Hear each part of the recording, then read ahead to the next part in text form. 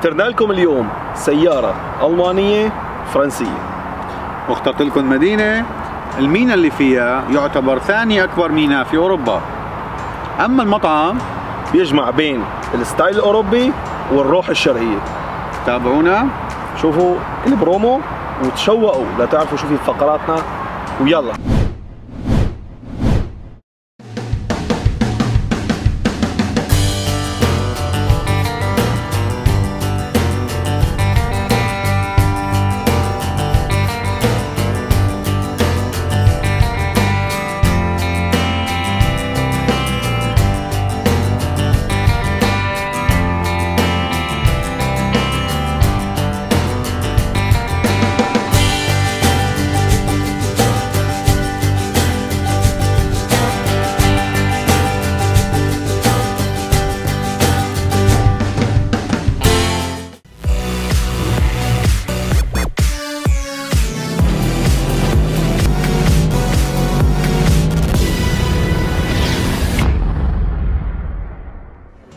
اليوم وعدنا طارق يجيب لنا سيارة ألمانية فرنسية، فهو راح يخبرنا شو هي.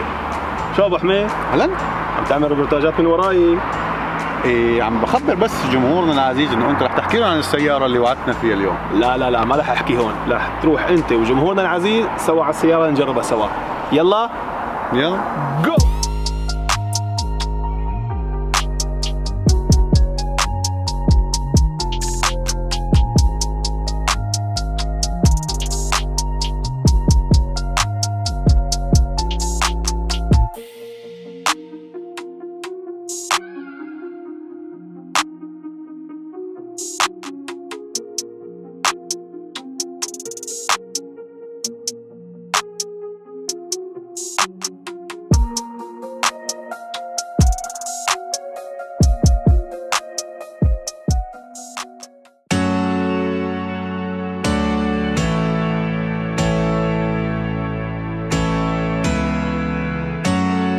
اليوم ابو شريك سيارتنا اس يو في، بس حاسه كمان صغيره شوي هيك، يعني شعور غريب.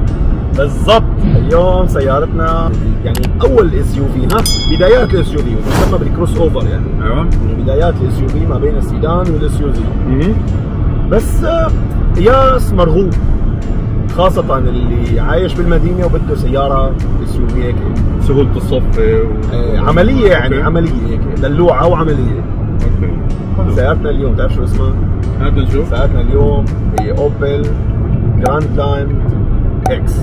طبعا في لها فئات، الفئة اللي معنا اقل من التوب شعورة زي انا الان كجالس على المقعد الامامي بصراحة شايف بساطة جدا جدا جدا، يعني في بساطة جدا بالشاشات الامامية.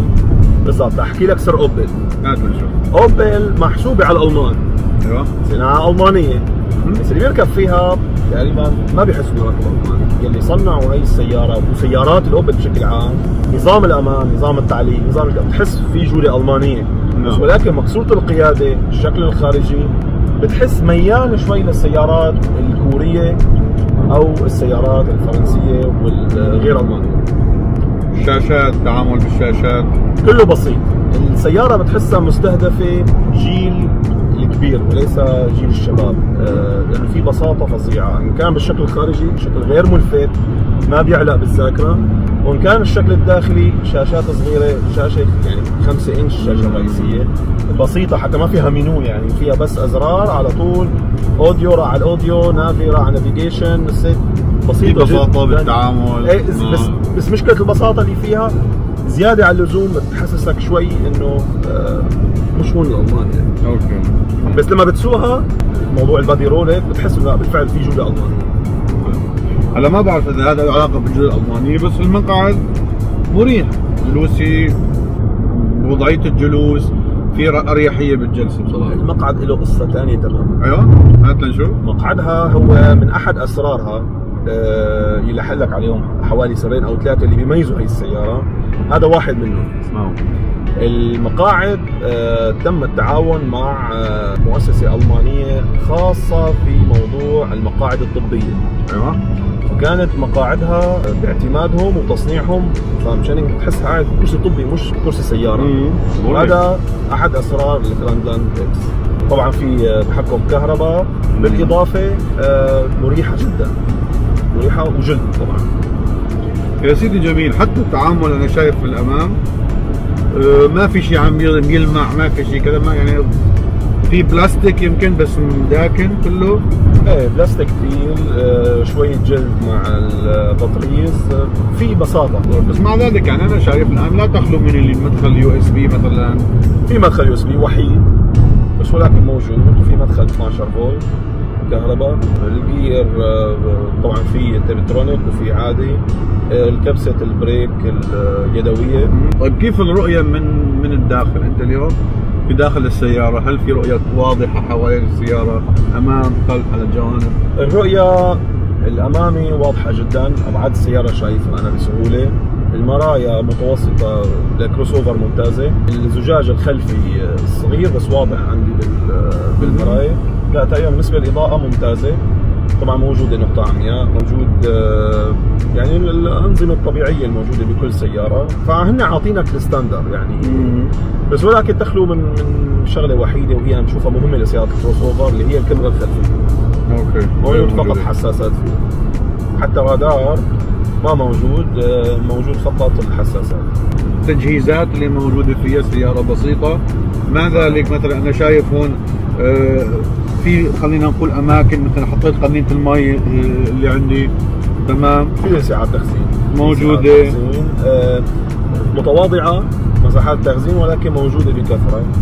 وباكاج السياره لما حطينا الاغراض فيه يعني ما حسيته كبير كثير. بالضبط، لانه بتراوح سعه الباكاج خلفي 360 لتر 390 لتر لنكون اوضح، وبيصل بعد اغلاق مقاعد الصف الثاني لل 514 لتر. مساحه مثل ما قلت لك كروس اوفر ممتازه. ما لازم نجرب ورا. بدنا نشوف سعه المقاعد الخلفيه. نرجع لورا؟ نرجع لورا، يلا. اما بالنسبه لسعه الصف الخلفي، سعه الصف الخلفي بوجود هذا التجويف اللي صارت كل شركات السيارات الجديده وخاصه موديلات 2020 تعملها، هو في تجويف لمساعده المساحه، اعطاء مساحه اكثر للركاب. ولكن مع هذا التجويف بتحس السياره ضيقه. بوجود نظام المقاعد الصحيه اوكي، جلسه مريحه كجلسه، ولكن الكابينه بتحسها صغيره شوي، مساحه من الاعلى يعني على القد. وفي شغلات زياده اضافيه، فتحات التكييف، فتحه يو اس بي وحده، ما بعرف يعني وحده اذا في 3 اشخاص، فتحه وحده صعبه شوي. وجود الكونسول الوسطي طبعا جيد، فتحتين اكواب، ماده جيده مقبوله، بس بعتبرها مخصصه المكان الخلفي للاطفال، خاصه بوجود السندات واطيه لازم ترفعها على الاخر لتجلس برواق. بالنسبة لي طول 173 للتذكير، القاعدة مريحة، الركب معي مساحة جيدة للأمام. الشيء اللي عجبني فيها هي أريحية الجلوس في المقعد. المقعد اللي أمامي جلد، إمكانية خلينا نقول التعامل معه سهلة حتى إذا كان شخص عم ياكل أو إذا أطفال موجودين عم ياكلوا. ولكن طبعا اللي شفته غير عملي جدا إذا كانت السيارة عائلية أسرية، إنه السقف هو عبارة عن قماش لونه فاتح، فهذا بيتوسخ بسرعة. يعني إذا كان أطفال بمجرد أن يمسوه بأي شيء ممكن يتوسخ. غير هيك مريحة من الداخل شخص بحجمي بطولي.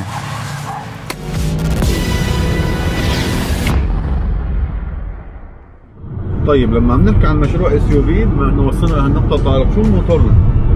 موتورنا اليوم اللي بيجي الستاندر فيها 1.6 1600 سي سي 4 سلندر بقوة 163 حصان، ولكن العزم جيد فيها 240 نيوتن متر.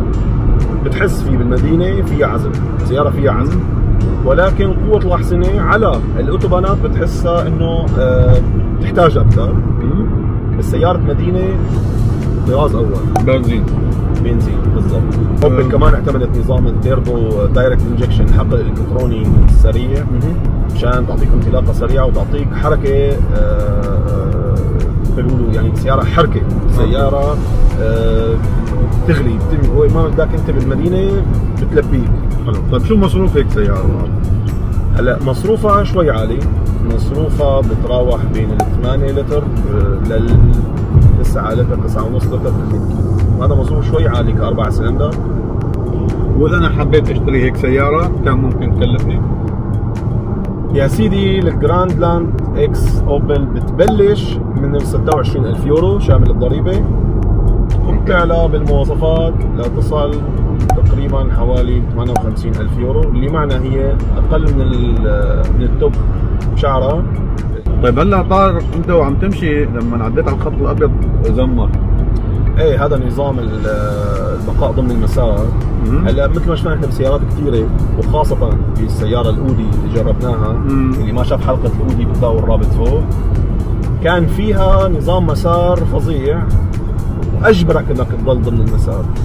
هون بالاوبل لا، بطريقه ثانيه، انت لما تطلع عن المسار بيزمر، بيعطيك تنبيه، بس ما بيجبرك ولا بلف الدركسيون اوتوماتيكيا، وما موجوده يعني حتى بالاعلى مواصفات بالجراند لاند ما أنا موجوده، ولكن هو تنبيه يعني عم بحكيك بلطف، خليك ضمن المسار، زموري خفيف وبس. هلا ما بعرف اذا فينا نجربها، شوف مثلا. بس في معلومه لازم نضيفها على سيارتنا اليوم، اللي هي سيارتنا اليوم فينا نعتبرها طفلة انابيب. ايوه. ليش؟ هات نشوف. لانه هي السياره ما طلعت من مصنع اوبل، او بالاحرى كانت بالتعاون مع مصنع بيجو. ايوه. سيارتنا اليوم الشاسيه تبعها وحتى الموتور شغل بالتعاون مع شركه بيجو. اصدقائنا المتابعين اللي راكب سياره الكروس اوفر 3007 بيجو حيعرف شو عم تحكي، اللي هي نفس الماكينه ونفس الشاسيه. طيب المنظر من الخارج خلينا نقول، كيف بتشوف منظر السياره؟ هلا اكثر شيء بيلفتك هو العيون الاماميه، عاديه بس ولكن فيها انظمه كثير، نظام التتبع، نظام النقطه، تغلق لك نقطه، تعمل نقطه عمياء لما تيجي سياره بالجهه المقابله، نظام اللف عند لف التاير لف معك الاناره، نظام اضاءه الضوء العالي اوتوماتيكيا لما يكون في الطريق ظلام دامس، يعني فيها كل الانظمه اللي انت بتحبها. يعني هلا انا اول ما شفتها يعني من الخارج ما بتعطيك منظر السياره الاس يو في، خلينا نقول كضخامه يعني. هي بالضبط، ومثل ما قلت لك نكون اداء ما بتثبت بالذاكره. اطارات السياره، اطارات اليوم 18 تسول، الاعلى فيها بتيجي 19. اوكي. بس ما خلينا ما ننسى اعطوك شغله كثير حلوه فيها. هذا شو؟ تدفئه التير تبع الدركسيون تاع السياره، تكبس هذا الزر ضل هيك دافئ. بس انا مستمتع فيه، يعني حتى اليوم شو مبسوط فيه. اوكي شغله.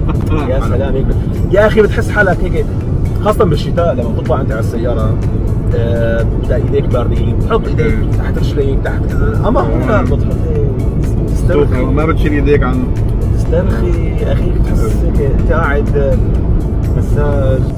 طيب ابو شريك، هل انت امن في هذه السيارة؟ طبعا الالمان ما عندهم مزح بهذا الموضوع، نظام الستاندرد الالماني، 6 بوالين هواء، بتغلف راكبين مقصوره بالكامل، نظام طبعا منع الاصطدام، على طول بحذرك الخروج من المسار، هاي نظام الامان الستاندرد موجوده بالسيارات اللي مثل فئاتها طبعا. طيب طبعا امان بالله؟ امان بالله طبعا.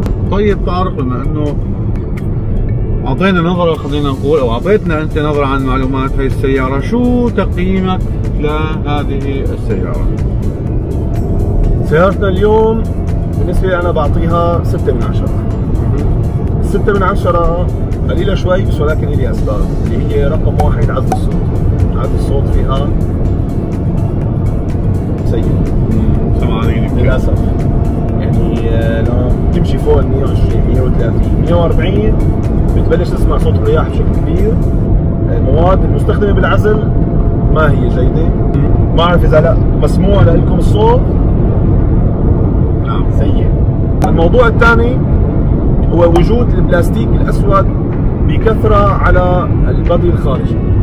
هذا الشيء بيعذب جدا جدا جدا بالتنظيف، وهذا الشيء انا بحسه كان ممكن يتفادى لانه موجود بكثره. هذا تقييمي، ولكن سياره عمليه، سياره قويه، اتمنى غيارات ديرها، وهذا شيء دائما مرتاح السياره. سياره فيها عزم، مريحه جدا، مقاعدها رائعه جدا وعمليه. انت شو تقييمها؟ انت عاشق الاس يو في. نعم. هذا السلوغان بعض. هلا راح اطلع درجه واحده بس. هذا شو تمام، يعني اللي اعطيها 7. ما بده يزعل جماعه الاوبل، ما كون اس يو في بس يعني. طيب تمام، ولكن بينقصني فيها بصراحه كثير شغلات، اللي هي مثلا هالتقنيات تبع الشاشه، مثلا شاشه صغيره بالضبط، شاشه القياده مثلا فيها بساطه بالنسبه لي زياده عن اللزوم. يعني عم نحكي نحن الان عم نحكي عن سياره موديل 2020. صحيح. تمام، يعني ناقص امور مثل مساله التجاوز مثلا. واعزائنا المشاهدين، هي اعطيناكم نحن تقييمنا، اعطيناكم راينا بالسياره، وشرح لنا طارق كثير عن امور بالسياره. شو رايكم انتم؟ شو تجربتكم انتم؟ يا ريت تكتبوا لنا بالتعليقات، شاركونا، تكونوا فعالين معنا. وهي السياره لعلمك هي من السيارات المميزه جدا والمحبوبه عند اخواتنا وحبايبنا المصريين. بدنا نشوف رايهم فيها، يكتبوا لنا رايهم فيها، وهل في اختلاف بسيارتنا اليوم عن الموجوده عندهم بمصر. بتمنى مشاركة اخواننا وحبايبنا، واي حدا مجرب اي سيارة كمان يشاركنا برأيه، شاركنا شو ميزاتها وايجابياتها، شو سلبياتها، شو نحن ممكن نسينا شيء معين لنفيد متابعينا الباقيين. شكرا لكم، خليكم معنا، تابعونا فقراتنا مكملة، ولا تنسونا ولا تنسوا دعمنا باللايك والشير والسبسكرايب. ابو حميد القصار، شو يا رب.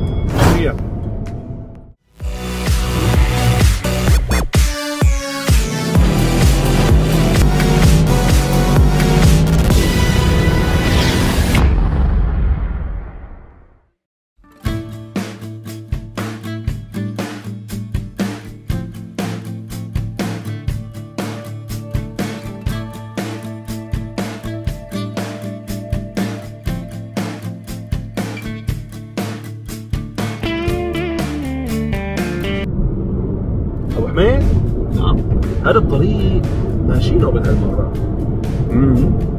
وين اخذنا؟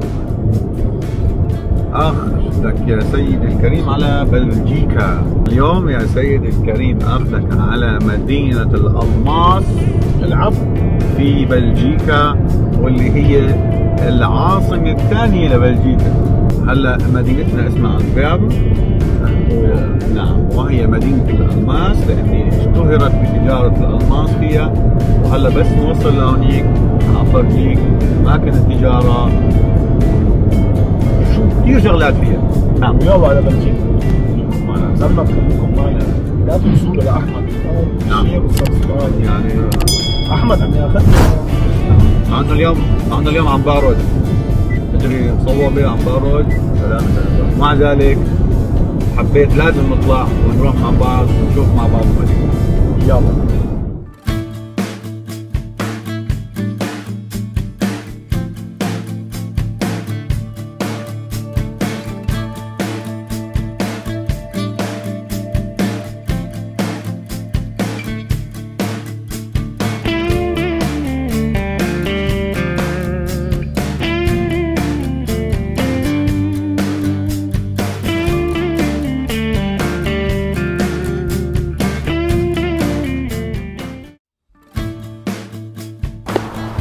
اهلا وسهلا فيكم في مدينة أنتفيرن، وراح نبدأ يا صديقي حلقتنا اليوم من امام قصر من القصور القليلة جدا المتبقية بعد الحروب اللي صارت بالقرن السادس عشر والقرن السابع عشر. هذا القصر اسمه شتريكسهوف، كان عبارة عن مزرعة سابقا. مزرعة، نعم، أخذوا المستشار الخاص للملك كايزر الخامس وحول المزرعة إلى هذا القصر اللي نحن شايفينه أمامنا، ومثل ما أنك شايف المحاط حوالي بالمياه. نعم، فهذا القصر من القصور القليلة اللي خلينا نقول بقت على رونقها. وليش يا حزرات؟ ليه؟ لأن هذا القصر كان خارج شوي عن مركز مدينة أنتفيرب، يعني اوكي، فما تاثر بالشراكه الحروب والدمار والامور هذه، فهو كان شوي خارجي عن مركز البلد اللي اغلبيته تاثر، فبقي بمنظره الحالي اللي نحن شايفينه هلا. يلا نتابع. كمل على محطتنا الثانيه. يلا.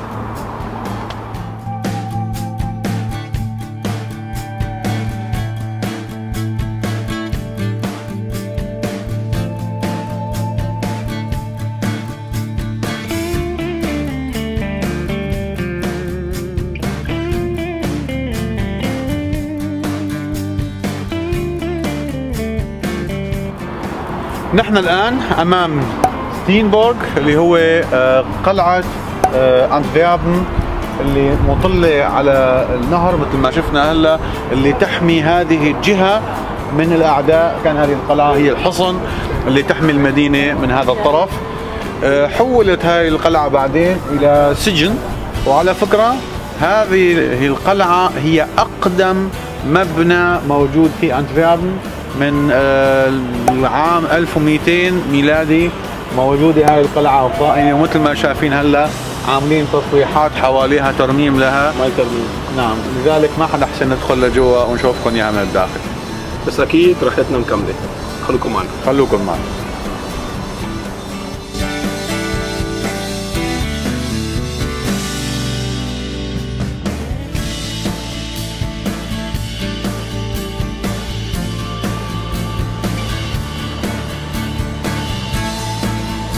ابو حميد، حبيبي علي معطشانين، شفنا شي شغله. هلا بشوف لك على محل قريب من هون.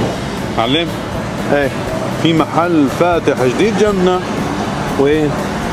لازم هون هيك مباشرة. يلا روح. طيب روح نشوف. روح لك يلا. وين صار معلم؟ معلم هذا هو. الو. الله. تشرب ليبتون ابو حميد؟ هات نشوف. وهاي ايس تي ابو حميد الغالي. ها شكرا. والله شو حلو.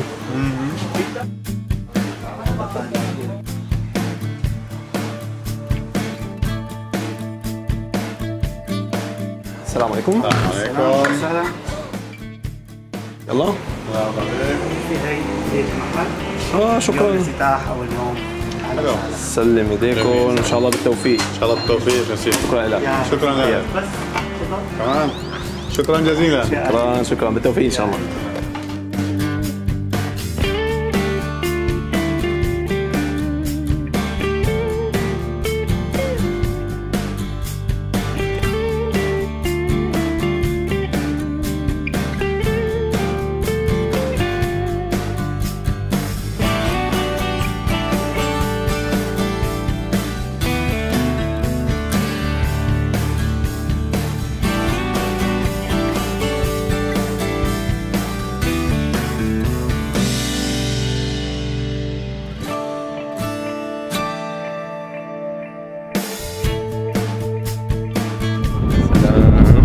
خذ نفس عميق ودايلي.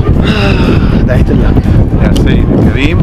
شايف هذا المينا هون على طولنا، تمام، على طول النهر هذا هون، وهذا عاملينه كله هو عباره عن كورنيش للتمشاية للقعده، شيء جميل. خلفنا هو بسموه الجروتو مارت اللي هو السوق المركزي تبع أنتفيرب. خلينا عليه صح؟ يلا يلا. Welcome in Antwerpen. Thank you very much. Thank you. Bye bye.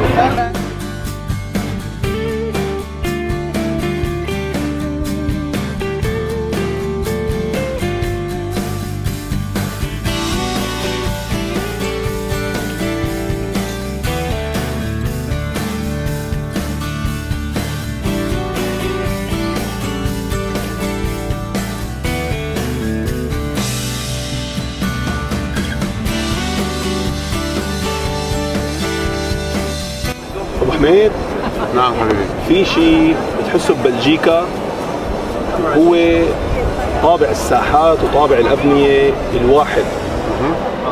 يعني هذا الساحة اللي هي شو اسمها هون بأنتفيربن؟ جروتر ماركت.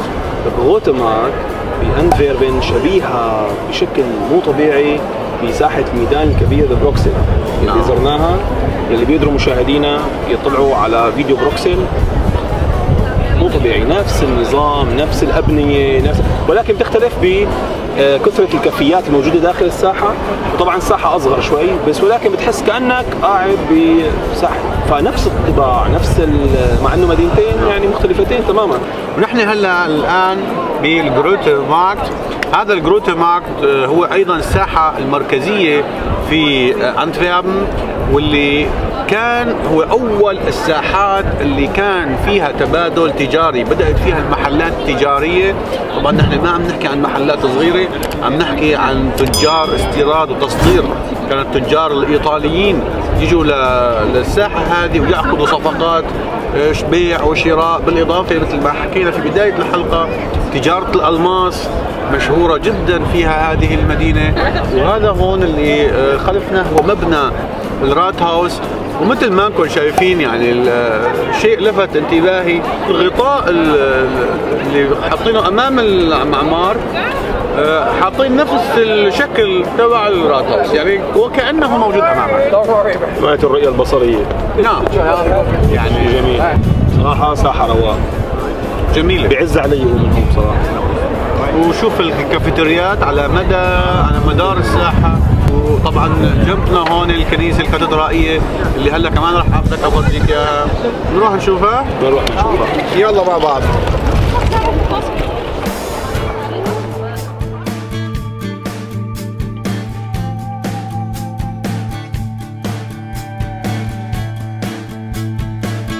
شو شريك؟ يعني احمد كل ما بدي اروح على ساحة بدي الاقي كأنه اولد سيتي، كأنه مدينة قديمة مو طبيعية. أنتفيربن مو طبيعية، فيها مراكز وليس مركز صديقي العزيز. يعني فيها شغلتين مميزات اللي هي المباني، كل مبنى عم يحكي قصة تاريخية لحاله. أنا أول مرة بحياتي بشوف هيلتون بهذا التصميم. نعم. هذا أخذ جوائز إنه بأفضل تصميم هيلتون حوالين العالم، يعني بقدمه بتراثه بكذا. المباني الثانية كلها كل مبنى له قصة صراحة، جميلة جدا جميلة جدا. تكميلا لكلامك وكأنك ماشي في متحف مفتوح. صحيح. طيب لسه راح أفرجيك شغلة، هاي راح تتعجب منها أكثر وأكثر. يلا تعالوا معنا لنشوفكم إياها.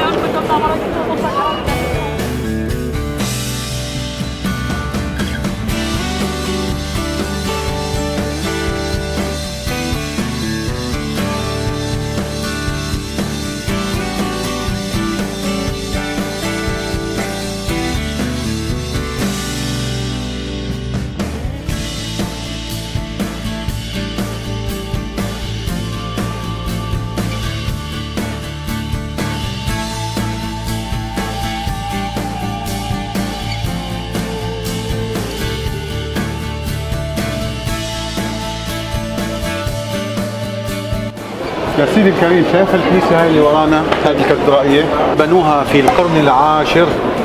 طبعا مثل ما شفناها نحن مشينا فيها الآن من أولها لآخرها، فيها 7 مباني ضخمة ارتفاعها الأعلى 123 متر، وتعتبر من الكاتدرائيات الشامخة علوا في أوروبا. خلينا نقول مبنية بطريقة فنية تتميز كثير عن كاتدرائيات موجودة بمدن ثانية.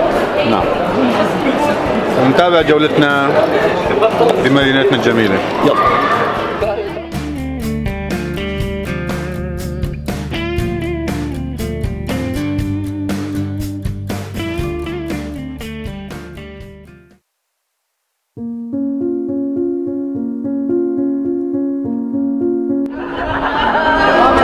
تعال يا طارق بدي احكي لك قصة الولد. هات لنشوف شو قصة الولد. يا سيدي الكريم، هذا الولد اسمه نيلو، هو كان ولد يتيم، وهذا الكلب باتراشا اسمه. هذا الولد كان كل يوم يجي على الكنيسة هي اللي جنبنا هون، كان خلينا نقول مولوع بصور روبنز اللي هو فنان مشهور جدا، فكان يجي يوميا ويتامل هاي الصور، يتفرج عليها. كان الكنيسه كانوا يديروا معهم عليه ويطعموه. للاسف في يوم من الايام، في يوم بارد، بيستيقظوا واذ بهم يجدوا ديلو مع كلبه على هالتسطيحه هي ميتين للاسف من الجوع ومن البرد. وقصه محزنه يعني. نعم. نهينا فقرتنا بقصه حزينه، ولكن مشوارنا لسه فيه تكه، مشوارنا مكمل. تابعونا بفقراتنا التاليه، خليكم معنا.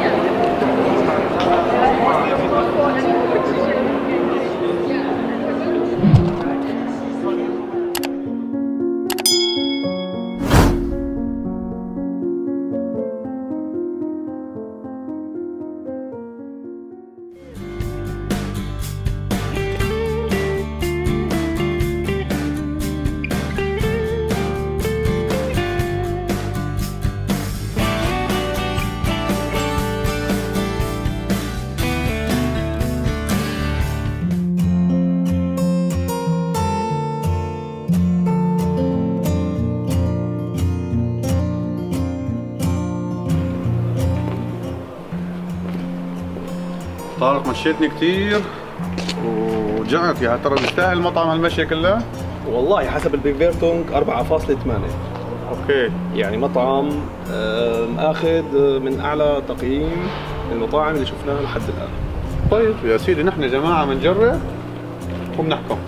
بالضبط، والاحلى من هيك انه وصلنا له. حلو. اسمه مطعم دلبي، مطعم بيشمل بين الشيء البلجيكي والروح العربية مع التراث والأكل وطريقة الأكل مميزة فيه. حتشوفوا شيء ما شفتوه ولا بأي مطعم. أنا تعبت. يلا شبك. يلا.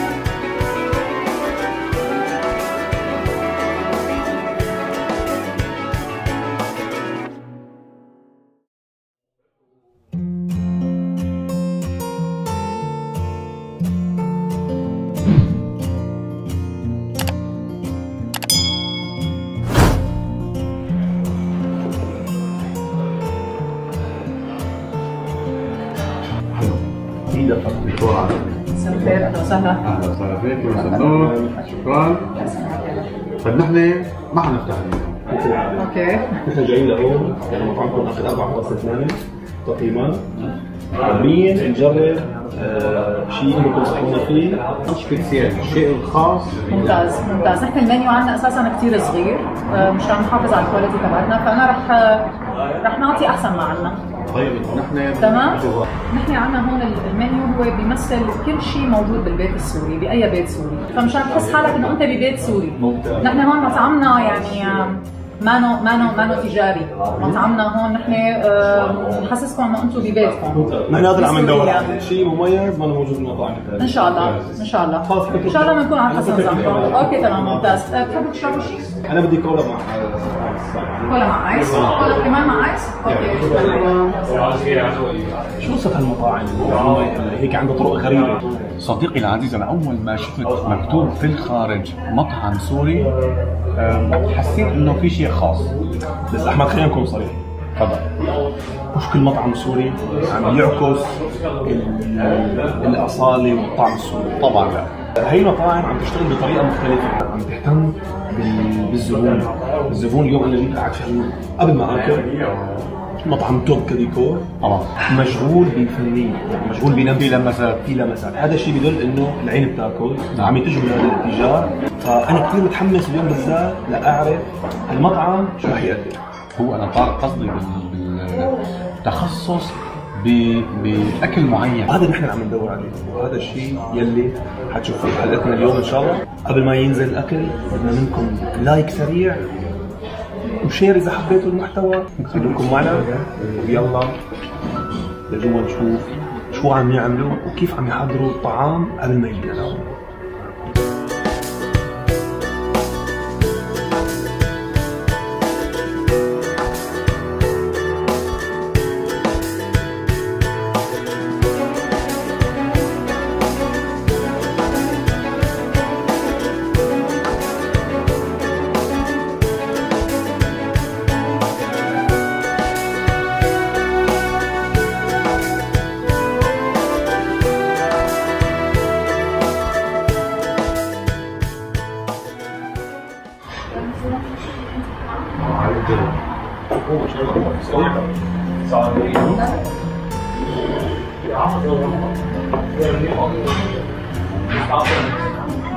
بلش الكسر ما شاء الله.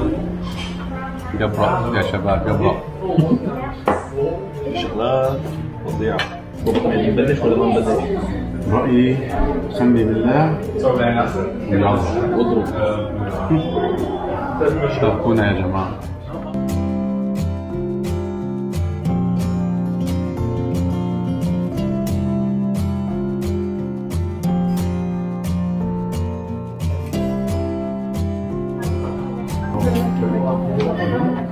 تجي الشغلات الثقيلة. هاي الضيافة. سلم ايديك. شكرا. انت مبلش. حمص. ايه لا استنى شوي استنى. استنى شوي. بدنا نستنى ما شاء الله منظر شهري مثل ما انتم شايفين. بس نستنى شباب. نستنى. اظن في شيء جاي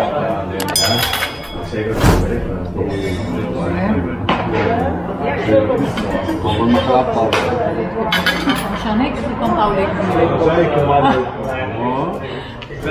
هاي كبة جاي كمان بطاطا. هي اللي فيها جرة هاي محمرة. هاي مسقعة مع بطاطا حلوة. ما عاد بداعي. شكرا. كملت اللوحة ولا لسه؟ لا هلا فيكم تبلشوا لبين ما نجيب لكم المشاوي. اوكي؟ تفضل صحتين.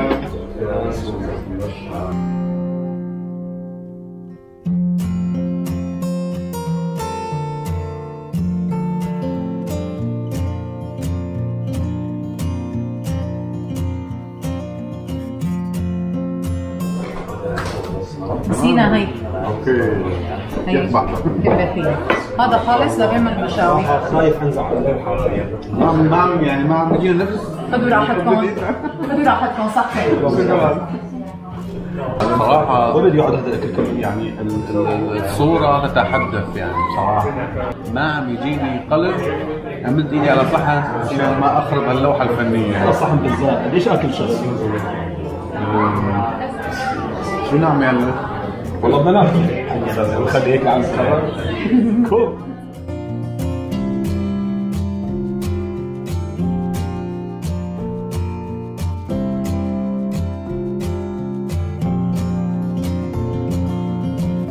معقولة بدنا تاكلوني؟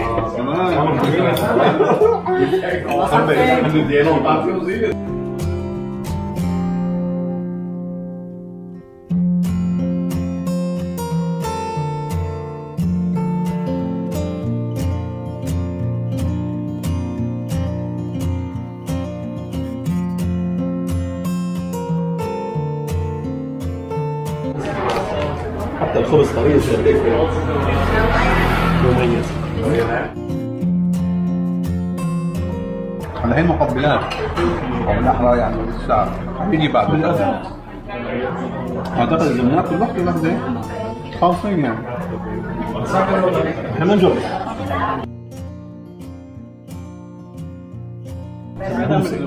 سورية الأصول.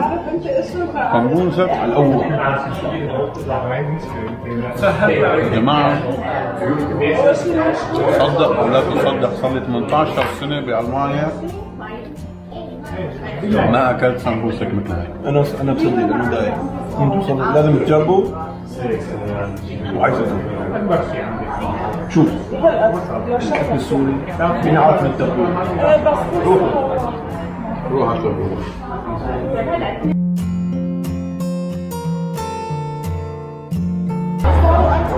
احلى دبس الرمان احلى بطنين. روح اعتذر منكم لقساوة المشهد.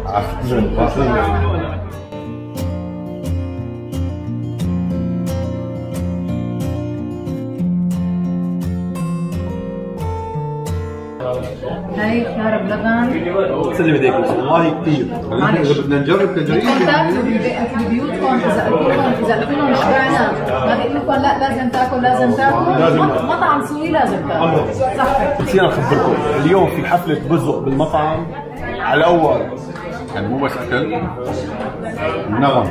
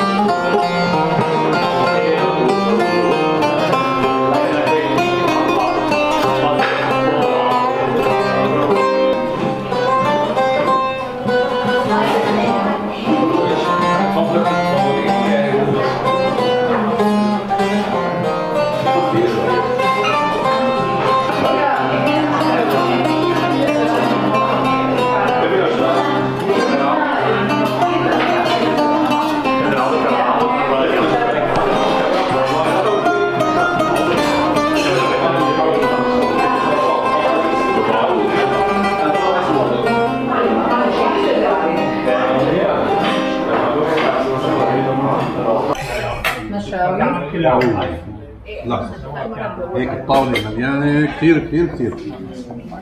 بس على محل ما شاء الله. شكرا. نجيبكم كمان كريمتين.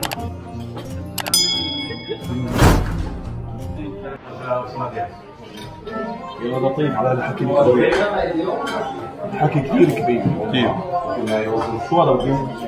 انا شبعت. احنا شبعانين. يعني المقبلات لحالها كانت كافي انه فعلا تشبع الشخص. وهلا اجت الوجبه الرئيسيه.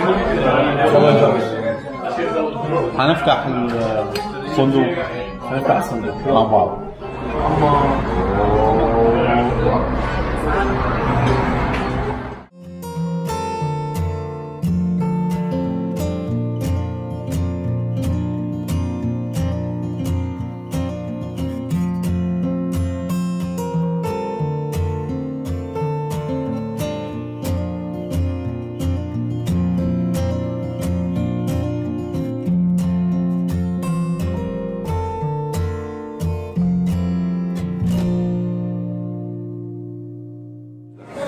وهلا وصلنا لاصعب مرحله بفقره المطاعم، فقره كولومبوز منيو. نعم. واللي هي تقييم المطاعم. ما بنقدر نظلم حدا ولا بنقدر نعطي تقييم نحن مو مقتنعين فيه. احمد شو تقييمك للمطعم؟ هلا انا بصراحه هالمره التقييم ليس صعب ابدا يعني. ايه بصراحه يعني عمليه التقييم عندي حتكون بديهيه جدا. اعتقد شفتوا بما فيه الكفايه ونحن اكلنا بما فيه الكفايه. شعور جميل الجلوس بالمطعم هون. سامعين انتم بالخلفيه الموسيقى اللي خلفي الان اللي وراي ما شاء الله. جو رومانسي، جو جميل، جو حلو دافي، طعام لذيذ. الخدمه ما بعرف، جميل جدا جدا جدا. طيب 10 من 10. كمان انا بعطيهم 10، وخاصه وجود صوت البزق بالخلفيه عاطي جماليه للمكان. مكان ما بيطلع الواحد منه الا مشبع بديكور واشياء جميله وذكريات، يعني نعم. مكان مو طبيعي بصراحه. انا بعطيه 10، ولو في اكثر من 10 اعطيه اكثر من 10. معامله كثير جيده بصراحه. انا بهيك مطاعم بتشوق كثير لشوف المسؤول عن المطعم او مدير المطعم، وهذا اللي رح يصير هلا. خليكم معنا لنقابل او نحاول نقابل نشوف مين المسؤول عن هذا المطعم. خليكم معنا. طيب بعد امرك بدي منك خدمه. تفضل. بدنا نقابل المسؤول عن المطعم. انا المسؤول عن المطعم. حلو. انت مدير المطعم؟ انا مدير المطعم، صاحب المطعم. وانت اللي عم تعمل سيرفيس؟ ايه طبعا. طيب اذا هيك الاسعار بدها شيء خاص، بدنا جلسه، بدنا نكسبك 10 دقائق معنا على الطاوله. يلا. طيب. ولا يهمك ولا يهمك، يلا. هلا عرفنا اهم سر بالمطعم.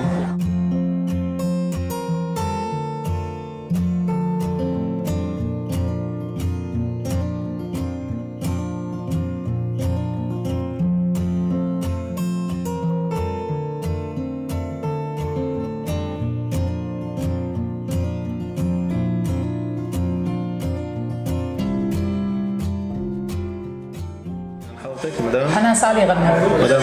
مدام سالي غنوم هي بذاتها اللي بتحضر الأطباق اللي بتشرف عليها هي وزوجها. صح. واليوم عندهم صار في فرع ثاني كمان بمدينة أنتفيربن مثل ما سمعت. صحيح. ديلبي شاورما عم نعمل هلا هون ديلبي ريستورانت اللي هو مطعم للعشاء، وبنقدم الأطباق التراديشنال التقليدية السورية. المطعم الثاني هو سناك شاورما، سميناه شاورما الدلبي، وبنقدم فيه شاورما وفلافل. أول شيء نحن حنقول لك أهلا وسهلا فيكي اللي شرفتينا بطاولتنا. مثل ما أنت رحبتي فينا لما جينا على مطعمك. ميرسي. ونحن ما نعرف أنت صاحبة المطعم صح. ميرسي كلكم ذوق، أهلا وسهلا فيكم. بتمنى يكون عجبكم الأكل وانبسطتوا. هلا من أول ما فتنا لهلا عم نتقابل بطريقة حلوة فريندلي وبابتسامة. نعم. ما كنا نعرف أنت صاحبة المطعم. شكرا كثير لك للأكل، للفن اللي فيه، للطعم اللي فيه، والتفاؤل اللي فيه بصراحة.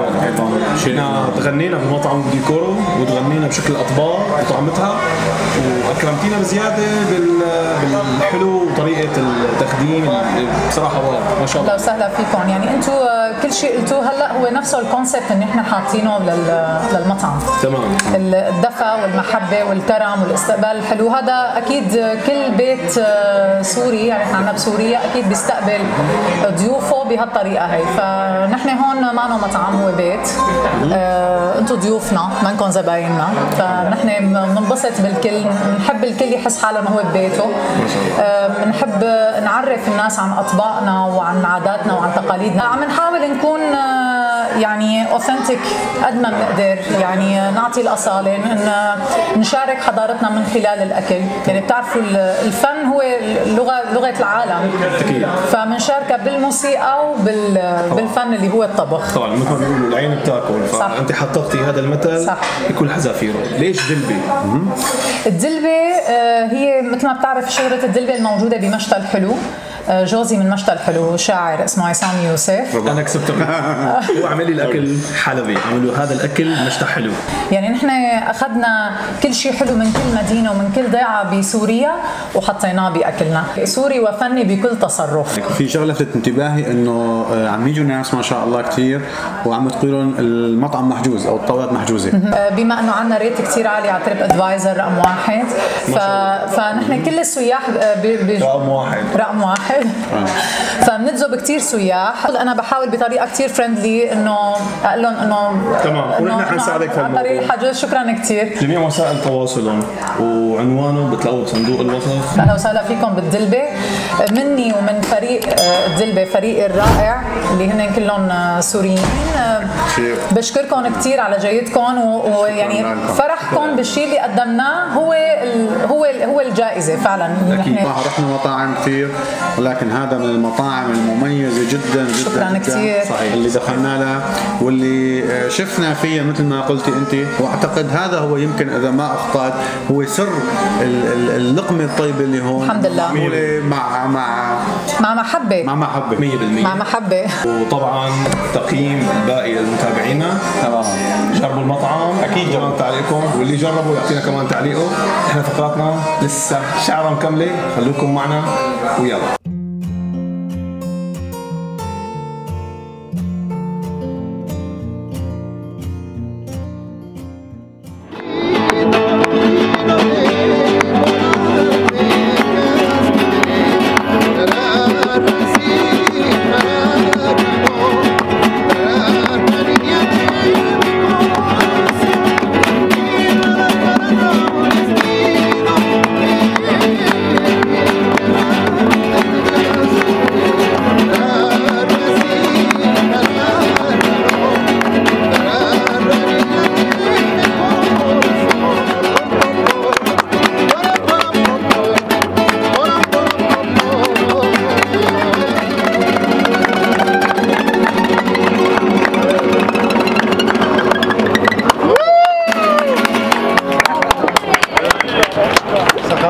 وهيك مثل ما شفتوا نهينا الحلقة بطريقة فنية عالمية جميلة. سيارتنا اليوم كانت عملية وحلوة، ومدينتنا اليوم ما كانت بس تجارية، كانت حضارية فنية.